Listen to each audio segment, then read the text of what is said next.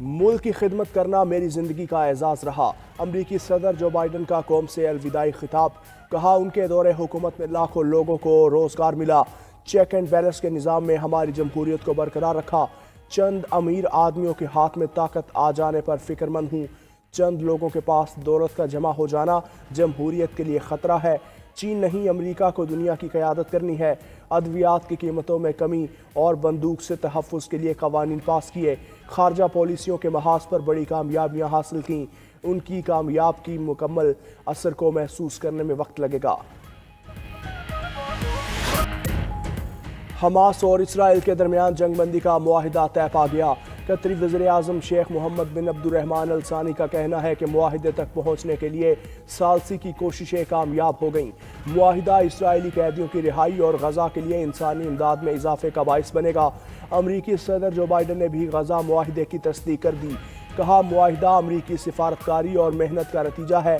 لبنان جنگ بندی اور ایران کے کمزور ہونے سے حماس پر شدید دباؤ تھا۔ ڈونلڈ ٹرمپ نے کہا کہ قیدیوں کے تبادلے کا معاہدہ طے پا گیا۔ حماس جلد اسرائیلی قیدیوں کو رہا کرے گا۔ امریکی میڈیا کے مطابق حماس کی قید میں 3 امریکی بھی شامل ہیں، تاہم اس بات کا امکان نہیں کہ تینوں کو پہلے مرحلے میں رہا کیا جائے۔ جنگ بندی معاہدے پر عمل درآمد کا آغاز اتوار سے ہوگا۔ ہدف کو حاصل نہیں کر سکی۔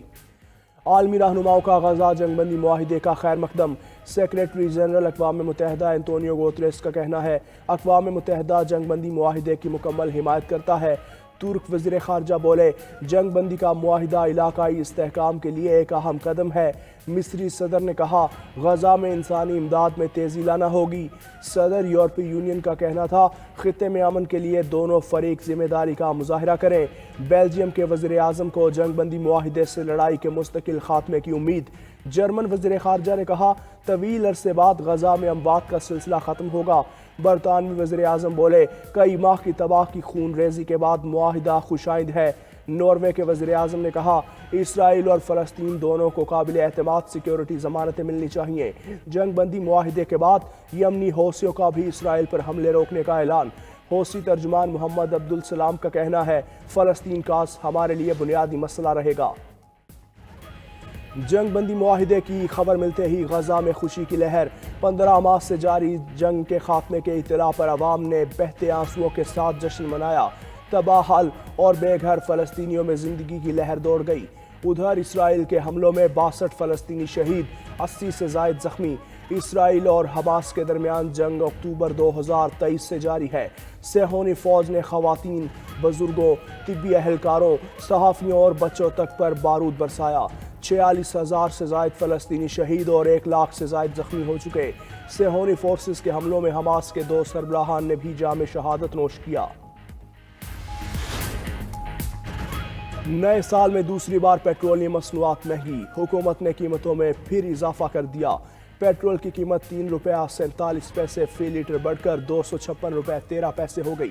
ڈیزل کی قیمت میں 2 روپے 61 پیسے فی لیٹر اضافہ، قیمت 260 روپے 95 پیسے ہو گئی۔ وزارت خزانہ نے نئی قیمتوں کا نوٹیفیکیشن جاری کر دیا۔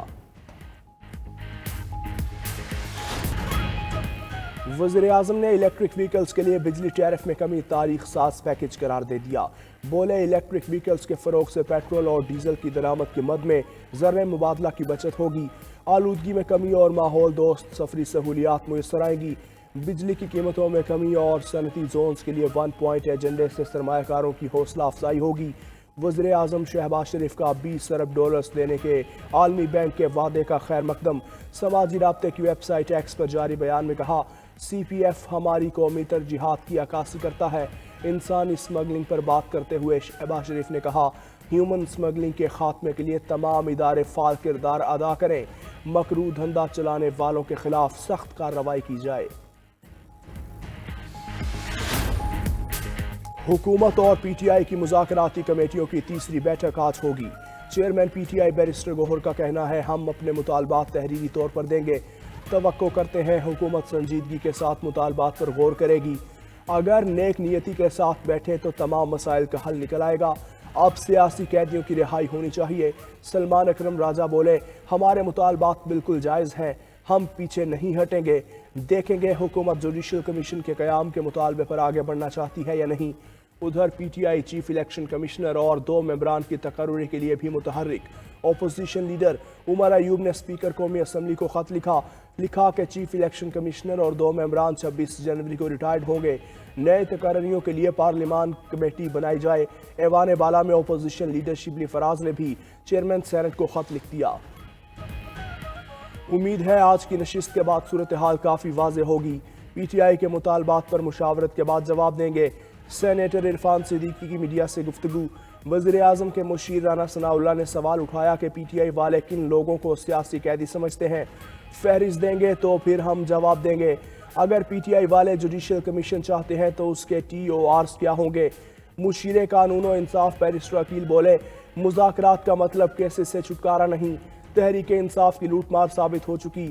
190 ملین پاؤنڈ کیس کا فیصلہ آنے والا ہے، چوری کا جواب دینا ہوگا، گواہ ہے۔ پنجاب اور سندھ کے مختلف علاقوں میں دھند کے ڈیرے، راستے دھند لانے پر موٹر وے کے مختلف سیکشنز بند۔ موٹر وے M2 پر لاہور سے ہرن مینار تک ٹریفک معطل۔ لاہور سیالکوٹ موٹر وے M11 دھند کی وجہ سے مکمل بند۔ موٹر وے M5 پر رحیم یار خان سے روہڑی تک گاڑیوں کا داخلہ منع۔ موٹر وے پولیس کا شہریوں کو غیر ضروری سفر سے گریز کا مشورہ۔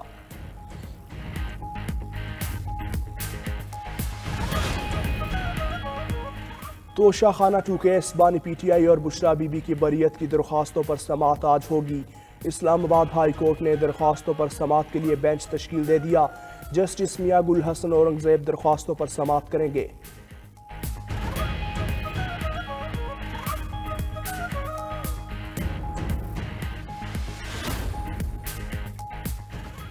ہمیں 5 سال چور کہنے والے کوئی ثبوت نہ دے سکے، ہم نے سب جواب دیے، وہ اپنی باری چھپ گئے۔ وزیر اعلیٰ پنجاب مریم نواز کا سیالکوٹ میں طلباء سے خطاب، کہا سوال یہ نہیں کہ یونیورسٹی کیوں بنائی، سوال یہ ہے کہ کیسے بنائی، سوال کا جواب دو اور کل ہی گھر چلے جاؤ۔ آپ نے بند لفافے کابینہ سے منظور کروائے، 190 ملین کے بدلے ہیرے کی انگوٹھیاں لیں۔ جو لوگ نوجوانوں کے ٹھیکیدار بنے ہوئے ہیں ان لوگوں نے کہا آگ لگا دو، توڑ پھوڑ کر دو، یہ باتیں ملک دشمن ہی کر سکتا ہے۔ ہم نے کبھی تشدد کی سیاست نہیں کی، ہمیشہ خدمت کی سیاست کرتے ہیں۔ وزیر اعلیٰ پنجاب نے ہونہار طلباء میں اسکالرشپس تقسیم کی، جلد لیپ ٹاپس بھی دینے کا وعدہ۔ تقریب کے دوران طالبات وزیر اعلیٰ سے مل کر جذباتی ہو گئیں۔ مریم نواز نے طالبات کو گلے لگایا۔ سربراہ JUI مولانا فضل الرحمان کا ایک بار پھر ملک میں شفاف انتخابات کا مطالبہ۔ لاہور میں پریس کانفرنس میں بولے، سیاستدانوں کو اپنے اندر خامیوں کو دور کرنا ہوگا، حدود سے تجاوز کرنے والوں کو بھی اپنے رویوں پر نظر ثانی کرنا ہوگی۔ PTI کے مطالبات کا علم نہیں، ہمیشہ سے سیاستدانوں کی گرفتاری کے حق میں نہیں، سیاست میں انتقام کا تاثر نہیں ہونا چاہیے۔